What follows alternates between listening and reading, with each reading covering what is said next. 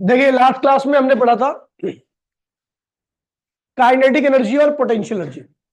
मैंने आपको बताया था काइनेटिक एनर्जी क्यों आती है, क्योंकि पार्टिकल लगातार क्या करता है, मूव करता रहता है, ऑसिलेट करता रहता है। और पोटेंशियल क्यों आती है, क्योंकि वो रीस्टोरिंग फोर्स के अगेंस्ट में काम करता है। काइनेटिक और पोटेंशियल का सम आपको देता है टोटल एनर्जी। क्या देता है?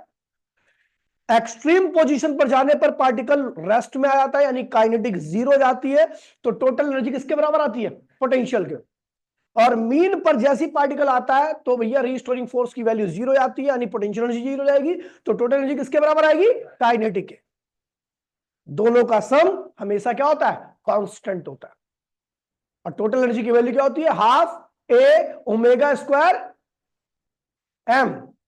Half A omega square M, ये आपके टोटल एनर्जी का फॉर्मूला था। ठीक है, जो भी यार यार ठीक है, चलो भैया बढ़ते हैं आगे। मैं काइनेटिक का क्या आया था बताना जरा एक बारी। हाफ एम, बताओ यार, मेरे को याद नहीं रहता। A square omega square cos square omega t, यही था, पक्की बात है। ये काइनेटिक थी। एंड पोटेंशियल कितनी थी? Half M A square omega square sine square omega T, ये थी। ठीक है, जब ये मैक्सिमम होगी तो ये जीरो होगी, जब ये जीरो होगी तो ये क्या होगी? मैक्सिमम होगी। समझ गए? दोनों एक साथ मैक्सिमम नहीं हो सकते। ठीक है, तो इसका ग्राफ खिंचता है टाइम के साथ। ठीक है, ये है आपका प्लस माइनस है, और ये क्या है? प्लस है, यानी ये एक्सट्रीम पोजीशन है। क्या ये? लोअर एक्सट्रीम पोजीशन, अपर एक्सट्रीम पोजीशन। ठीक है, और ये है एनर्जी। एनर्जी, ठीक है। ठीक है, जैसी मैं एनर्जी नेगेटिव नहीं होती इसलिए मैं नीचे नहीं बना रहा। ठीक है, अगर मैं एक्सट्रीम पर हूं, मैं यहां पर हूं इस पॉइंट पर, तो आपको पता है भैया अगर मैं एक्सट्रीम पोजीशन पर हूं तो पोटेंशियल क्या होगी? यहां पर ऐसे बनाया था मैं। ठीक है, पोटेंशियल क्या होगी? मैक्सिमम होगी, ये पोटेंशियल होगी। पोटेंशियल एनर्जी क्या होगी? इस पॉइंट पर पोटेंशियल क्या होगी? ठीक है, और इस पॉइंट पर काइनेटिक क्या होगी? काइनेटिक को ठीक है, काइनेटिक को मैं येलो से दिखा रहा हूं। इस पॉइंट पर काइनेटिक ही होगी, मतलब जीरो होगी। अगर माइनस ए यानी एक्सट्रीम पोजीशन पे हूं तो काइनेटिक कहां पे होगी? एनर्जी वाले एक्सिस पे देखो कहां पे है, नीचे ना, तो मतलब जीरो है। काइनेटिक क्या है? जीरो है। ठीक है, और एक्सट्रीम पर ही पोटेंशियल एनर्जी की वैल्यू क्या है? मैक्सिमम। अब जैसे जैसे मैं एक्सट्रीम से दूर जाऊंगा, एक्सट्रीम से दूर जाने का मतलब मीन के पास आऊंगा, वैसे वैसे काइनेटिक क्या होगी? बढ़ेगी बढ़ेगी। और जैसे ही मैं कहूंगा मीन पर, कहां पे आऊंगा? मीन पोजीशन पर, तो आपकी जो काइनेटिक है वो क्या होगी? मैक्सिमम हो चुकी होगी, है ना? फोन रख दे भाई। और आपको पता है जैसे जैसे आप मीन की तरफ जाओगे तो पोटेंशियल धीरे धीरे क्या होगी? कम होगी, और मीन पर आते के साथ ही पोटेंशियल की वैल्यू क्या होगी? जीरो हो जाएगी। ठीक है, अब फिर आप एक्सट्रीम की तरफ जा रहे हो, है ना? आपने पहले आप इधर जा रहे थे एक्सट्रीम से, एक्सट्रीम पोजीशन से लेके मीन की तरफ, तो एक्सट्रीम पोजीशन से लेके अगर मीन की तरफ जा रहे हो तो आपकी काइनेटिक धीरे धीरे क्या हो रही है? बढ़ रही है, और पोटेंशियल धीरे धीरे क्या हो रही है? कम हो रही है। लेकिन अब फिर क्या करोगे? आप इधर जा रहे हो, यानी आप क्या कर रहे हो? मीन से एक्सट्रीम। जब मीन से एक्सट्रीम की तरफ जाओगे तो पोटेंशियल जो कि जीरो होगी थी वो फिर क्या होगी? बढ़ेगी, और एक्सट्रीम पर आते आते फिर क्या होगी? मैक्सिमम। और ये जो पोटेंशियल है आपकी, ठीक है, और ये जो काइनेटिक है वो धीरे धीरे कम होगी, और जैसे ही आप कहाँ होगे? एक्सट्रीम पर, वो क्या होगी? जीरो हो जाएगी। ग्राफ बहुत इंपॉर्टेंट ग्राफ है, इसे ध्यान रखना कि आप देख रहे हो भैया पोटेंशियल एनर्जी क्या हो रही है?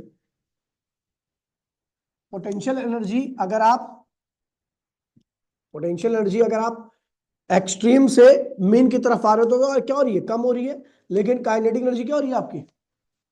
काइनेटिक क्या हो रही है? बढ़ रही है,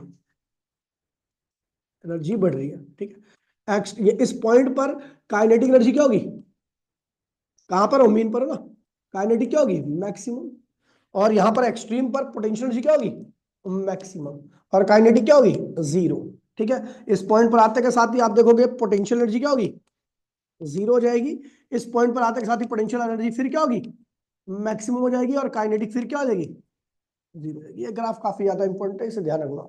ठीक है, काफी ज्यादा बार रखा है और इजी ग्राफ है, कुछ इसमें दिमाग। अच्छा ये एक बात बताओ, मैंने सीधी लाइन स्ट्रेट लाइन क्यों नहीं खींचा, ऐसे बढ़ रही है ऐसे घट रही है, मैंने कर्व ही क्यों खींचा ऐसा, पता है क्यों? क्योंकि यहां पर जो भी फंक्शन है उनकी पावर क्या है, दो है। क्या है? जब दो पावर होती है तो भैया पैराबोलिक नेचर का ही ग्राफ आता है। पावर एक में लीनियर ग्राफ आता है, पावर दो में, पावर तीन में हाइपरबोलिक। ठीक है, तो इसे ध्यान रखना।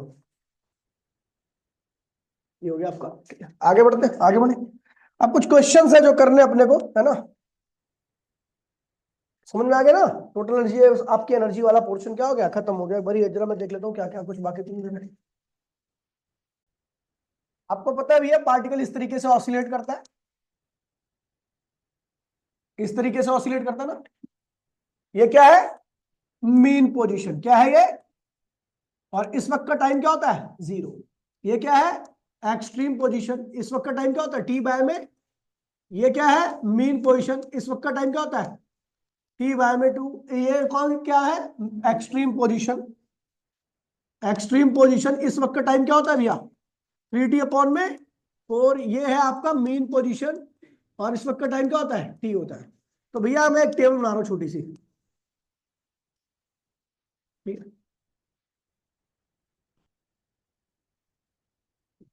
टाइम, काइनेटिक एनर्जी और पोटेंशियल, ठीक है? तो भैया जीरो टाइम पर आप देखो पार्टिकल कहां पर है? मीन पर। तो काइनेटिक क्या होगी? मैक्सिमम। मैक्सिमम। और पोटेंशियल क्या होगी? जीरो। t/4 टाइम पर आपका पार्टिकल कहां पर होगा? एक्सट्रीम पर। और उस वक्त आपकी काइनेटिक क्या होगी? जीरो। और पोटेंशियल क्या होगी? मैक्स। और मैक्सिमम एनर्जी का मतलब ये होता है, क्या होता है? Half, half A omega square. क्या था भाई? एक मिनट, हाँ, A omega square M square, नहीं एम है, half M A square omega square. Maximum energy का मतलब ये है, ठीक है? अच्छा, t/2 टाइम पर क्या होगा? पार्टिकल कहां पे होगा? मीन पर। तो मीन पर फिर एनर्जी क्या होगी? Kinetic maximum. पोटेंशियल फिर क्या होगी? जीरो। इसी प्रकार से 3t/4 पर क्या होगा? पार्टिकल एक्सट्रीम, ये क्या होगा? जीरो। और ये क्या होगी? फिर मैक्सिमम। और ये टी टाइम पर पार्टिकल फिर कहाँ आएगा? मीन पर। तो ये फिर मैक्सिमम हो जाएगी और काइनेटिक फिर क्या होगी? तो इस चीज को ध्यान रखना, ठीक है? आगे बढ़ते हैं भैया, बात करते हैं। दो तीन क्वेश्चंस करा देता हूं मैं।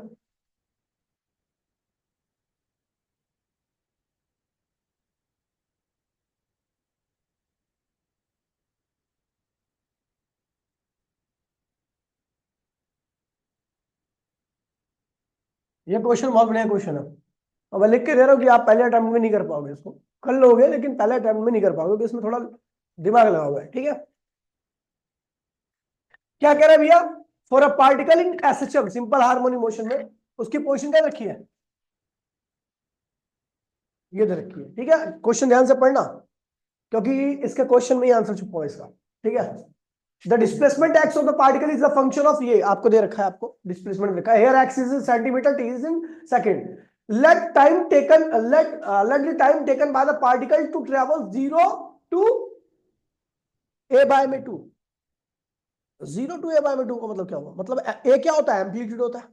मतलब आधे एम्पलीट्यूड को करने के लिए, ठीक है, उसको कितना टाइम लगा? t1। अगला आधे से पूरे पे जाने के लिए उसको टाइम कितना लगा? t2। समझ गया? तो कह रहा है t1 और t2 का रेशियो निकालिए। क्या निकालिए? देखिए कैसे करेंगे इस क्वेश्चन को, पहले देखिए, पहले एक डायग्राम बना लेते हैं छोटा सा।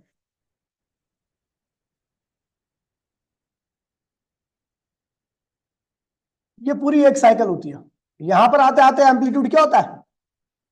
ए हो जाता है। कह रहा है a/2 जब एम्पलीट्यूड था तो टाइम कितना लगा? t1। ठीक है, यहां से यहां तक का टाइम कितना लगा? t1। और फिर यहां से यहां तक का टाइम कितना लगा? यहां से यहां तक का टाइम कितना लगा? t2। इतना टाइम में कितना लगा? t2। ठीक है, 0 से a/2 तक पहुंचने के लिए टाइम कितना लगा? हमसे थोड़ा सा,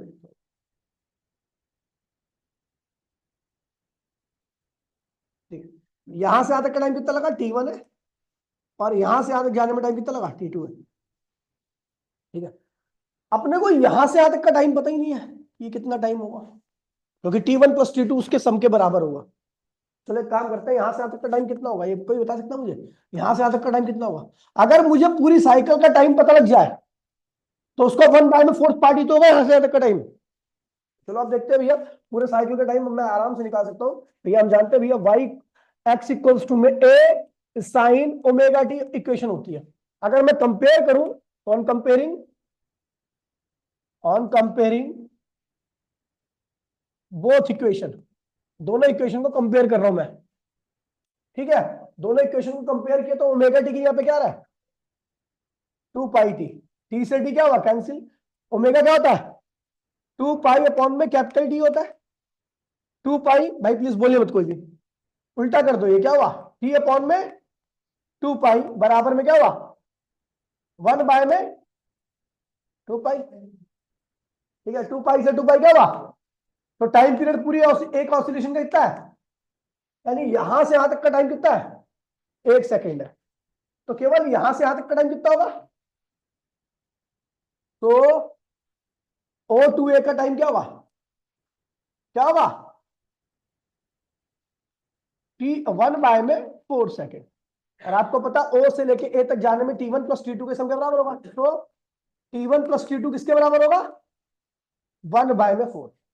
T1 T2 किसके बराबर होगा, 1/4। एक इक्वेशन आपकी ये आ गई। ठीक है, अब एक इक्वेशन से तो कुछ होने वाला नहीं है, चलो दूसरी इक्वेशन में निकालते हैं। अब दूसरी इक्वेशन कैसे निकलेगी, तो आपको बोल रखा है कि इतना डिस्टेंस ट्रेवल करने के लिए पार्टिकल को कितना टाइम लगा, T1। यानी इक्वेशन रखिए x इक्वल्स टू में a sine omega T 2 pi T. तो अगर मैं डिस्प्लेसमेंट में क्या कर दूं, a/2 लिख दूं, तो a साइन 2 पाई, और यहाँ पे टाइम क्या लूंगा, T1। देखिए भैया, ये x क्या डिस्प्लेसमेंट है, तो इतना डिस्प्लेसमेंट करने के लिए टाइम लगा क्या है, T1 है, क्या है, T1 है। तो देखो a से क्या हुआ, कैंसिल हो गया, तो 1/2 साइन 2 पाई T1, कोई दिक्कत तो नहीं है। साइन को इधर लाओगे तो इनवर्स हो जाएगा, साइन इनवर्स 1/2 2 पाई T1। साइन इनवर्स 1/2 क्या होता है, साइन 1/2 किसकी वैल्यू होती है, 60 की, नहीं 30 की, 30 बोले तो पाई/6, इसकी वैल्यू क्या होगी, पाई/6। ठीक है, अब ये लगा 2 पाई अपॉन में T1, पाई से पाई क्या हुआ, कैंसिल हो गया, तो T1 की वैल्यू क्या आ गई, 1/12 सेकंड। कितनी आ गई, 1/में T1 की वैल्यू 1/12 सेकंड आ गई। तो हम जानते हैं भैया T1 प्लस T2 का सम क्या है, T1 प्लस T2 का सम क्या है, 1/4 है। सो T1 प्लस T2 कितना रखा आपको, 1/4। तो T1 की वैल्यू क्या निकाल रखी है, 1/12 प्लस T2 बराबर में 1/4। ठीक है, तो T2 की वैल्यू क्या होगी, 1/4 माइनस 1/12। एलसीएम क्या आ गया आपका 12, ये कितनी बार गया 3, और ये क्या हुआ 1, 3/12, 2/12, 2/12, यानी क्या हुआ, T2 की वैल्यू क्या होगी 1/6 सेकेंड। T1 की वैल्यू याद रखिए, T2 की वैल्यू याद रखिए, सो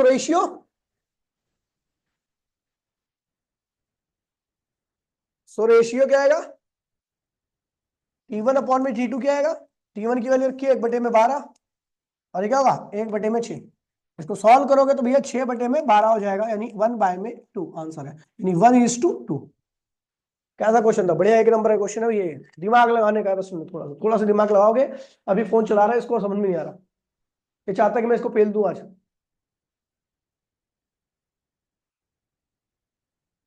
ठीक है, समझिए, आसान था क्वेश्चन, था कुछ में, किसी को डाउट तो नहीं है, निखिल, पक्की बात है, चलो। इतना प्यारा क्वेश्चन है भाई, इसमें ध्यान दो ना, कितना प्यारा क्वेश्चन है।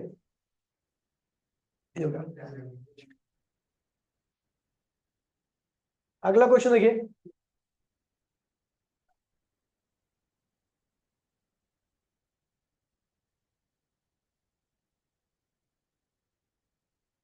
ये एनसीईआरटी का क्वेश्चन है। ठीक है, क्वेश्चन क्या कह रहा है बेटा, देखो ध्यान से,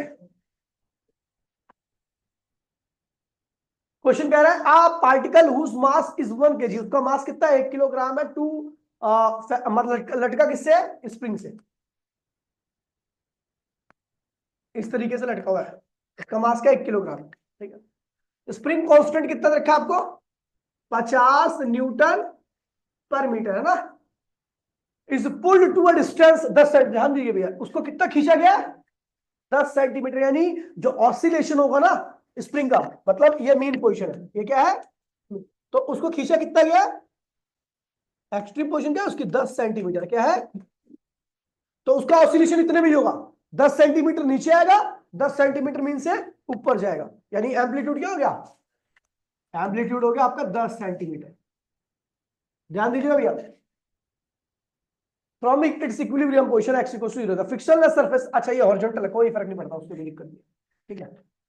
ये डायग्राम आपका गलत हो गया, डायग्राम सही ऐसे होगा, हॉरिजॉन्टल सरफेस रखा गया ऐसा, ये है, ये पार्टिकल रखा हुआ है, ये इसकी क्या है मीन पोजीशन है, और मीन पोजीशन से कितना खींचा गया इसको 10 सेंटीमीटर दूर तक खींचा गया है ना, यानी एक्स, यहां पर एक्स इक्वल्स टू 0 है, यहां पर एक्स इक्वल्स टू क्या है 10 सेंटीमीटर है, ठीक है। तो ये एक्सट्रीम पोजीशन है, एक्सट्रीम पोजीशन, यानी यहां से यहां तक का क्या है एम्पलीट्यूड क्या होगा 10 सेंटीमीटर, ठीक है। इसी के अंदर इसकी ऑसिलेशन, मतलब मीन से इतना ऊपर जाएगा, फिर मीन से इतना इधर आएगा, फिर वापसी, फिर वापसी, तो इसी में ऑसिलेशन करेगा, ठीक है। अभी क्या करें, जिस पर रखा गया वो सरफेस कैसी है फ्रिक्शनलेस है, क्या है, कोई फ्रिक्शन ऑफर नहीं कर रही, मतलब इसकी स्पीड को कम नहीं करने वाली, ठीक है। कह रहा है कैलकुलेट काइनेटिक एनर्जी, दूसरा पोटेंशियल एनर्जी, तीसरा total energy of part block जब उसका डिस्प्लेसमेंट कितना है 5 सेंटीमीटर। तो अगर आपको याद होगा तो मैंने आपको बताया था पोटेंशियल एनर्जी क्या होती है, हाफ के वाई स्क्वायर या के एक्स स्क्वायर भी लिख सकते हो, क्योंकि एक्स का नाम के कितना है बेटा, हाफ के कितना है 50, और एक्स कितना है 10 नहीं है यार, ये तो एम्पलीट्यूड हो गया ना, 5 सेंटीमीटर खींचा आपने, क्या किया 5 सेंटीमीटर है, तो ये हो गया -2, इसका स्क्वायर कर दीजिए तो आपकी पोटेंशियल एनर्जी आ जाएगी, आ जाएगी। काइनेटिक बताओ, काइनेटिक का फॉर्मूला क्या था, हाफ एम, नहीं के था ना, के ए स्क्वायर माइनस वाई स्क्वायर, यही था, चलो तो ये जाएगा हाफ के की वैल्यू क्या 50, एम्पलीट्यूड क्या है 0.1 यानी 10 सेंटीमीटर है, और आपने खींचा कितना उसको 0.05 तक, आप सॉल्व करोगे यहां से क्या आएगी काइनेटिक आएगी, क्या आएगी काइनेटिक निकाल लोगे।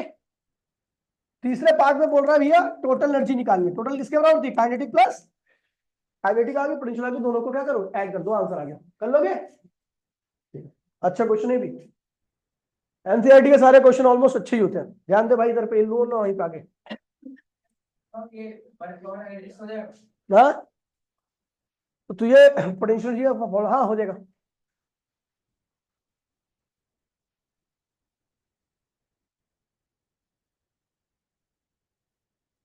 ये वाला क्वेश्चन देखिए, ये वाला question basic AI triple E लिखा हुआ है, लेकिन ये भैया 2-3 बार सीबीएसई में आ रखा है, ये क्वेश्चन 2-3 बार कम से कम सीबीएसई में आ रखा है क्वेश्चन, ठीक है। कह रहा है आप देखो स्प्रिंग कांस्टेंट कितना है इसका 800 दे रखा है, कितना दे रखा है 800 न्यूटन पर मीटर, ये स्प्रिंग कांस्टेंट है। स्प्रिंग को 5 सेंटीमीटर, स्प्रिंग के अंदर एक्सटेंशन कितना रखा है, मेन पोर्शन से 5 सेंटीमीटर खींचा गया, अब उसे 5 से लेकर 15 किया गया, तो बताइए वर्क कितना हुआ। तो भैया एक बात बता दूं भैया, वर्क क्या होता है, अगर आपको चेंज इन एनर्जी के बराबर आता है, क्या आता है work is always equal to change in energy, तो पहले 5 सेंटीमीटर में जब आपका एक्स इक्वल टू 5 सेंटीमीटर था, 5 सेंटीमीटर एनर्जी कितनी होगी ना, पोटेंशियल एनर्जी होगी ना, पोटेंशियल होगी ना, potential energy P1 equals to क्या होगा हाफ के x1 स्क्वायर, क्या होगा x1, तो हाफ के क्या है भैया 800, और x कितना 5 सेंटीमीटर, बोले तो 0.05, ये आ गई आपकी पोटेंशियल की जब स्टार्टिंग थी 5 सेंटीमीटर खींच रखी है, अब उसको आपने 5 से क्या कर दिया 15, क्या कर दिया, तो केस सेकंड में देखोगे तो x2 क्या कर दिया आपने 15 सेंटीमीटर कर दिया, तो पोटेंशियल क्या होगी इस केस की हाफ के x2 स्क्वायर, हाफ के क्या है 800, और ये क्या है 15, बोले तो 0.15 होल स्क्वायर, ये आ गई पोटेंशियल शीट। जब 5 खींची थी तो इतनी एनर्जी थी, जब 15 खींची तो इतनी एनर्जी आ गई। तो वर्क कितना हुआ? वर्क इक्वल्स टू में P2 माइनस P1। P2 कितना बेटा? हाफ 800 0.15 का स्क्वायर माइनस हाफ 800 0.05 का स्क्वायर। ठीक है भैया, हाफ 800 कॉमन ले लीजिए, 0.15 का होल स्क्वायर माइनस 0.05 का स्क्वायर। सॉल्व कर लीजिए, आपका आंसर आ गया। कर लोगे इस तरीके से होना है। ठीक है, अब जो इस चैप्टर का नाम है ना, अब इस चैप्टर के मेन मुद्दे पे आते हैं। मतलब आज की क्लास और कल की क्लास में चैप्टर आपका खत्म हो जाएगा। ठीक है, टॉपिक का नाम है ऑसिलेशन इन स्प्रिंग। देखिए, अलग अलग चीजों के अंदर हम ऑसिलेशन पढ़ेंगे। ठीक है, और निकालने का तरीका बस इतना ही है। ऑसिलेशन होता है किस वजह से? रीस्टोरिंग फोर्स की वजह से। ठीक है, रीस्टोरिंग फोर्स किसके बराबर होता है? मास इनटू में एक्सेलरेशन। किसका मास? ऑसिलेटिंग पार्टिकल का मास। किसका एक्सेलरेशन? और वो एक्सेलरेशन को क्या लिखते हो आप? Double differentiation of oscillating particle की पोजीशन। याद है नहीं याद है? देखो, रीस्टोरिंग फोर्स किसके बराबर होता है? रीस्टोरिंग फोर्स क्या करता है भैया? माइनस के वाई के बराबर होता है। याद है नहीं याद है? ये फोर्स किसके बराबर होगा? मास इनटू में एक्सेलरेशन। मास किसका? ऑसिलेटिंग। एक्सेलरेशन किसका? अच्छा, एक्सेलरेशन क्या होता है? ये होता है। बस यही ध्यान रखना आपको। अगर आपको ध्यान है तो सारी चीजें आप करोगे। देखो कैसे करता हूं मैं।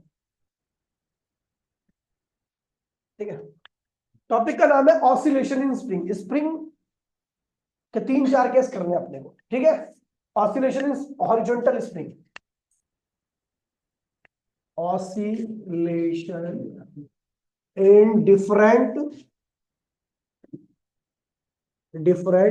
बॉडी। पहला है स्प्रिंग। स्प्रिंग में केस नंबर फर्स्ट है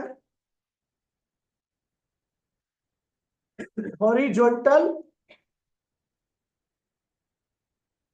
स्प्रिंग। कैसी है आपकी?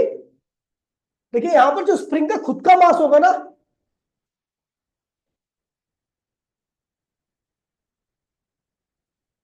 क्या बोलेगा? अच्छा काम कर रहा है जो बोलने लग सकता है। तू तो कह रहा है कि क्या बोलूं मैं यार? क्या बोल रहा है? इसने बोला बोले काम करो, क्या बोल रहा है? ठीक है, मान तो चला रहा हूँ। मत चलाना, ये मेन चीज है। इसको चलाए पूरे दिन चलाइए, कोई दिक्कत नहीं। आप तो ठीक है, दूसरी क्लास में मेरे पास भी यही क्लास है, वो भी शाम को है। इतना मर्जी चलाइए बेटा, पहले इसे पढ़ ले। अब आसान चीज तो चल नहीं रही है। हिंदी होती तो सुन के भी काम चल जाता। फिजिक्स है भाई, देखना पड़ता, कंसंट्रेशन। ठीक है, कोई बात नहीं, चलो गलती माफ है सुन। ठीक है, हॉरिजॉन्टल स्प्रिंग है ये। ठीक है, और एक बात ध्यान रखना, स्प्रिंग का मास नोट में ध्यान रखना, कि नोट डाउन करके चलना कि मास ऑफ स्प्रिंग क्या होता है भैया? 0 होता है। क्या होता है? जब स्प्रिंग का मास नहीं होगा तो क्या काइनेटिक होगी? नहीं होगी काइनेटिक। और जब काइनेटिक नहीं होगी तो क्या मीन पोजीशन को ओवरशूट कर सकता है? जैसे आपको पता है, एक्सट्रीम से पार्टिकल आता है, मीन तक आते हैं तो उसके पास बहुत ज्यादा काइनेटिक एनर्जी होती है, इनर्शिया होता है। तो काइनेटिक क्यों होती है? क्योंकि उसके पास मास होता है। जब मास ही नहीं होगा तो काइनेटिक नहीं होगी, इसका मतलब मीन पर वो रुक जाएगा, मीन पर वो ऑसिलेशन बंद हो जाएगी। अब मैं यहाँ पे ये बोल रहा हूँ कि स्प्रिंग जो है वो ऑसिलेशन भी कर रही है, लेकिन उसका कोई मास भी नहीं है। तो इसलिए ध्यान रखना कि स्प्रिंग का खुद का तो कोई मास नहीं होता, हमें उसमें एक्स्ट्रा मास अटैच करना पड़ता है। ठीक है, क्योंकि स्प्रिंग का खुद का कोई मास, बगैर मास वाली चीज कभी ऑसिलेट क्यों नहीं कर सकती? ध्रुव तू बता। क्योंकि जिसके पास मास नहीं रहेगा, समझ रहा है, उसके पास काइनेटिक नहीं रहेगी, उसके पास इनर्शिया नहीं रहेगा। और जिसके पास इनर्शिया नहीं रहेगा वो मीन से दोबारा से दूर नहीं जा सकता, एक्सट्रीम की तरफ नहीं आ सकता। आप एनर्जी देते हो, एनर्जी देने के बाद मीन से कहा जाती है एक्सट्रीम पर, एक्सट्रीम से फिर क्या होती है? मीन की तरफ आती है, और मीन तक आते आते उसकी वेलोसिटी क्या होती है? मैक्सिमम हो चुकी होती है। वेलोसिटी मैक्सिमम है तभी तो काइनेटिक आएगी ना, मास है उसके पास, तभी वो मीन को ओवरशूट करके नीचे चला जाता है एक्सट्रीम की तरफ। समझ गया? तभी ऑसिलेशन हो पाती है। समझ गया? तो अब देखिए भैया, हमने क्या किया? हॉरिजॉन्टल स्प्रिंग है मेरी, ये है आपकी। स्प्रिंग के साथ मैंने एक मास अटैच कर दिया, एक्स्ट्रा मास कहते हैं इसे। ये है ऑसिलेटिंग मास। क्या है ये? ऑसिलेट कर, ऑसिलेटिंग मास। ये कहां पर है, मेन पोजीशन पर है। कहां पर है, अच्छा स्प्रिंग का स्प्रिंग कांस्टेंट क्या है, के, है ना। तो अब देखिए भैया मैंने क्या किया, ठीक है, मैंने इस स्प्रिंग को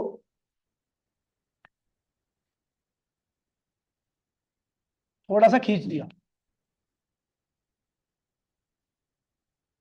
मेन से कितनी दूरी पर ले गया मैं, एक्स डिस्टेंस पर ले गया। तो अब छोड़ूंगा तो आपको पता रजिस्टरिंग फोर्स क्या करेगा, माइनस क्या होगा, माइनस के एक्स होगा, क्या होगा, और वही क्या करेगा, इसको ऑसिलेट कराएगा। अब देखिए भैया क्या होता है, ध्यान दीजिएगा भैया। तो here here oscillation occur, here restoring force oscillate the particle. यहां पर रिस्टोरिंग फोर्स क्या करेगा, पार्टिकल को ऑसिलेट कराएगा। तो इसका मतलब क्या है, रिस्टोरिंग फोर्स होता क्या है, माइनस के वाई एक्स, यहां पर क्या होगा, माइनस के एक्स, बोला हाँ। ये फोर्स क्या करता है, इस मास को एक्सेलरेट कराएगा। तो इस फोर्स को मैं क्या लिखता हूं, मास इंटू में एक्स, माइनस के एक्स, ठीक है। अब देखिए भैया एक्सेलरेशन क्या हो गया, माइनस के अपॉन में एम इंटू में एक्स। खैर आपको बता दूं, यहां से आपको पता है एक्सेलरेशन एक्स के डायरेक्टली है, तो ये सिंपल हार्मोनिक वैसे ही प्रूफ हो गया। लेकिन इसमें कई बार टाइम पीरियड भी पूछा आता है और फ्रीक्वेंसी भी पूछी आती है, तो उसके लिए मैं और आगे बढ़ रहा हूं। तो हमने क्या किया, इसको क्या लिखूंगा मैं, बताइए एक्सेलरेशन क्या होता है। तो यहां पर एक्स क्या लगा, तो ये दो बार इसको डिफरेंशिएट करके लिख दो, लिख दिया, और इस टर्म को इधर ले आओ, तो क्या प्लस के अपॉन में एम एक्स बराबर में क्या गया, जीरो। ये क्या आ गई, simple harmonic motion, simple harmonic motion. यहां पर के अपॉन में एम क्या होता है, हियर, हाँ, ओमेगा स्क्वायर किसके बराबर होगा, के अपॉन में एम के। तो यहां पर ओमेगा क्या होगा, अंडर रूट के अपॉन में एम। और आपको बता दूं टाइम पीरियड क्या होता है, टाइम पीरियड क्या होता है, टाइम पीरियड होता है ओमेगा होता है टू, देखिए मैं आप ऐसे लिखूंगा, देखिए समझिएगा, ओमेगा क्या होता है, टू पाई अपॉन में कैपिटल टी होता ना। तो इस टी को मैं इधर लिखूंगा और ओमेगा को नीचे लिखूंगा, तो क्या हो जाएगा, टी इक्वल्स टू में टू पाई अपॉन में ओमेगा, ठीक है। तो ये हो जाएगा आपका टू पाई, ओमेगा की वैल्यू क्या रखी है, अंडर रूट के अपॉन में, तो इसे लिखोगे टू पाई एम अपॉन में के। ये टाइम हो गया। फ्रीक्वेंसी क्या होती है, टाइम का उल्टा, यानी कि वन बाय में टू पाई के अपॉन में एम, ये होगी फ्रीक्वेंसी, ठीक है भैया। तो एक स्प्रिंग जो ऑसिलेट कर रही है उसकी एंगुलर फ्रीक्वेंसी इतनी होती है, उसका टाइम पीरियड ऑफ ऑसिलेशन का क्या होता है, इतना होता है, और इसकी फ्रीक्वेंसी क्या होती है, फ्रीक्वेंसी मतलब एक सेकंड में number of oscillation. Vertical spring, vertical spring, spring vertical है, ये है पार्टिकल, स्प्रिंग का कांस्टेंट क्या है के, और पार्टिकल कहां पर रखा है, मेन पोजीशन पर रखा है। हमने क्या कर दिया, फोर्स लगा करके इसको मीन से क्या किया, यहां पे खींच दिया। तो मीन से कितनी दूरी पर है, वाई पर है, कितना पर है, रजिस्टरिंग फोर्स कहां लग रहा होगा, माइनस के इंटू में, है ना। तो आपको पता है भैया तीनों, रजिस्टरिंग फोर्स ऑसिलेट दी, ऑसिलेट दी पार्टिकल, पार्टिकल को ऑसिलेट कराएगा। जब पार्टिकल को ऑसिलेट कराएगा तो हम क्या लिखेंगे इसको, एफ इक्वल्स टू में माइनस के वाई।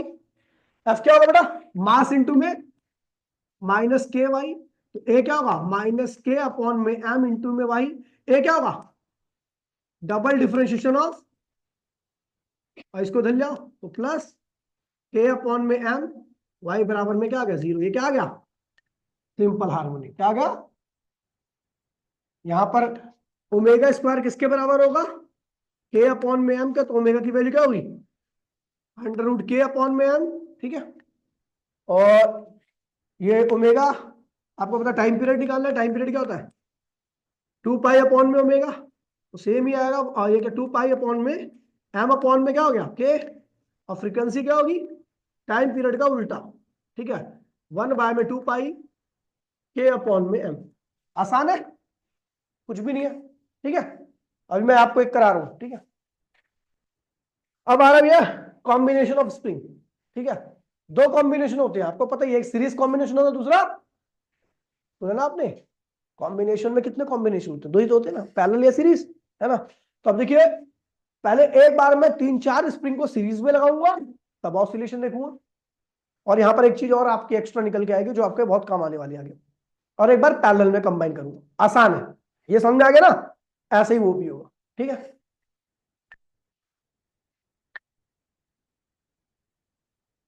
कॉम्बिनेशन इन स्प्रिंग, स्प्रिंग के अंदर आप कॉम्बिनेशन कर रहे हो, तो अपने पास दो तरह का कॉम्बिनेशन होता है, सीरीज कॉम्बिनेशन, अगला क्या है, पैरेलल कॉम्बिनेशन, ठीक है। सीरीज कॉम्बिनेशन में हम एक स्प्रिंग के बाद दूसरी स्प्रिंग, तीसरी स्प्रिंग ऐसे लगाते जाते हैं, और सबका स्प्रिंग कांस्टेंट क्या है, अलग अलग है, क्या है, अलग अलग। अब ध्यान दीजिए भैया,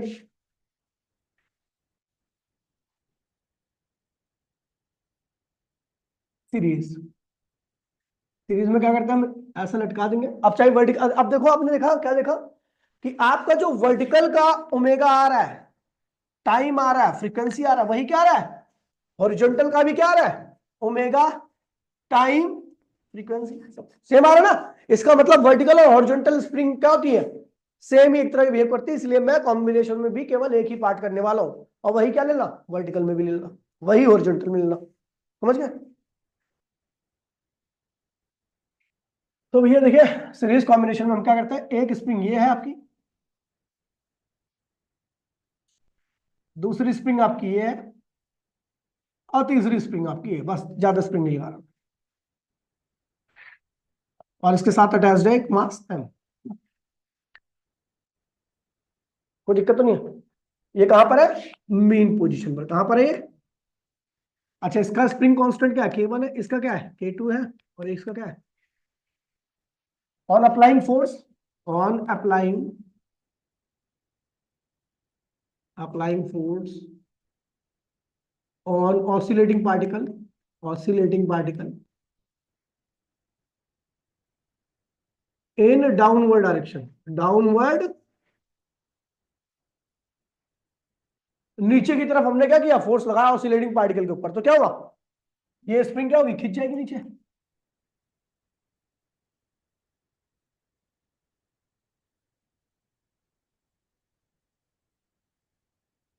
और पार्टिकल यहां पर कहीं आ जाएगा, है ना। देखो कितना नीचे आया, वाई नीचे आया, कितना आया, वाई नीचे आया।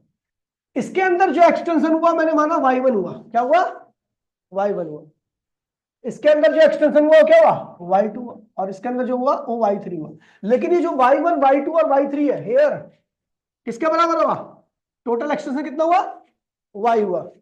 तो क्या हुआ हेयर, कोई बताएगा मुझे कि हेयर y कोस में किसके बराबर होगा, y1 plus y2 plus y3 के बराबर, बोलो हाँ। अगर मैंने एक ही फोर्स से नीचे खींचा है, तो इस स्प्रिंग के अंदर भी ऊपर की तरफ वही फोर्स लगेगा, ये स्प्रिंग भी उतना ही फोर्स लगाएगी ऊपर की, अब जितना आप नीचे खींचोगे, हर स्प्रिंग उतना ही अपने आप को रिस्टोर करने के लिए ऊपर की तरफ फोर्स लगाएगी। सब स्प्रिंग क्या कर रही है, सेम अमाउंट का फोर्स लगा रही है, ठीक है, एफ, ठीक है। तो यार ये इसका मतलब क्या हुआ कि हेयर, हेयर एफ क्या है, F, here F act as restoring, यहां पर जो एफ है वो किसकी तरह बिहेव कर रहा है, रिस्टोरिंग फोर्स की तरफ। तो हम क्या लिखेंगे इसको, एफ इक्वल्स टू माइनस के इंटू में वाई, वाई की वैल्यू आप सबको पता है y1 प्लस, अच्छा इसके अंदर जो एफ आया होगा वो किसके बराबर होगा, ये जो एफ है, ये जो एफ है वो किसके बराबर होगा, हाँ देखो ये होगा एफ की वैल्यू -k1 y1, ठीक है। इसके अंदर जो एफ आया वो किसके बराबर होगा, ये गंदा हो जाएगा ना, इसके अंदर जो रिस्टोरिंग फोर्स आया है एफ सेम ही आएगा, जब आप नीचे खींचोगे एफ से तो ऊपर भी सब क्या रहेंगे, एफ ही फोर्स लेंगे। लेकिन इसका एफ किसके बराबर होगा, इसका स्प्रिंग कांस्टेंट क्या है, K1 है, तो एफ क्या होगा -k1, इसके ऊपर जो एफ लग रहा है ऊपर की तरफ वो क्या होगा -k2 y2, और इसका जो एफ होगा -k3 y3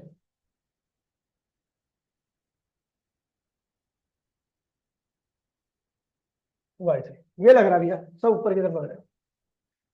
ठीक है, तो अब मैं कौन सा एफ लूं? समस्या तो ये आ गई है, समस्या तो ये आ गई कि अब मैं कौन सा एफ लूं। ठीक है, कुछ नहीं लेना, टाइम तो बिल्कुल बचा ही नहीं है, कल ही ले लिया इसको, है ना। अब ऐसे आपको पता करना क्या है, आपको यहां से y1 की वैल्यू निकालोगे तो क्या होगा, f अपॉन में माइनस k1, y2 की वैल्यू f अपॉन में k2, y3 की वैल्यू, सबकी वैल्यू यहां पे रखोगे, यहाँ पे। उसके बाद आपकी इक्वेशन बनेगी एक, उसके बाद सॉल्व करना है। खैर अभी तो रहने देते हैं इतना, ठीक है।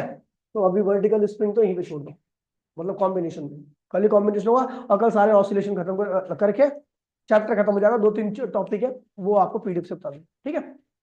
मिलता है क्लास में बेटा, ऐसे प्लीज प्रैक्टिस कर लेना इसको, ठीक है। अभी इसको पीडीएफ से हटा देता हूँ।